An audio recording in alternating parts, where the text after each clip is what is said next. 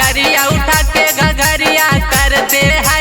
तंग सखी, चोली में डाले हिम गंगे सखी, मारा है पियावा नंगे सखी, ढोरी में डाले हिम गंगे सखी, मारा है पियावा नंगे सखी। बांधी पगड़िया उठा के घघरिया करते है तंग सखी, बांधी पगड़िया उठा के घघरिया करते है तंग सखी,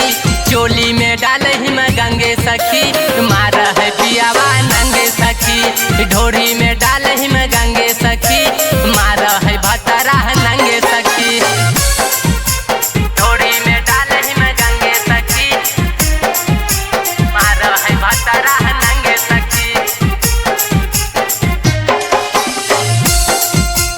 ढोरी में डाले हिम गंगे सखी, मारा है भतरा नंगे सखी। कि हम बतैयौ सखी अपन खिस्सा गे, रोज भोरे हो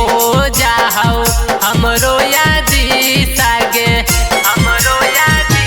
सागे। कि हम बतैयौ सखी अपन खिस्सा गे, रोज भोरे हो जाई हमरो यादी सागे, जब हम करियै मना उठा दे है टंगे सखी, जब हम करियै मना उठा दे है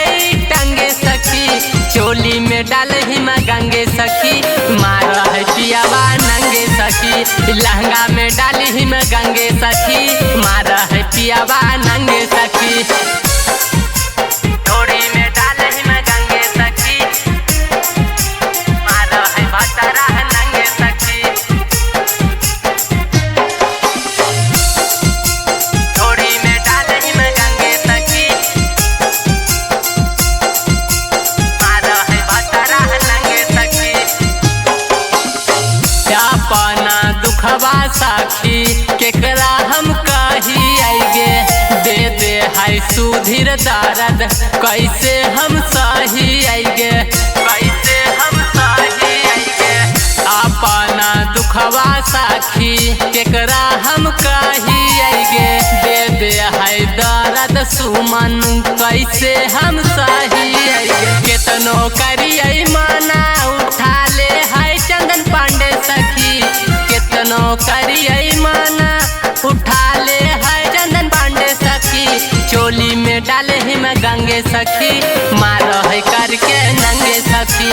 ढोरी में डाले हिम गंगे सखी, मारा है पियावा नंगे सखी, नंगे सखी। परदेसी रिकॉर्डिंग स्टूडियो दिल्ली।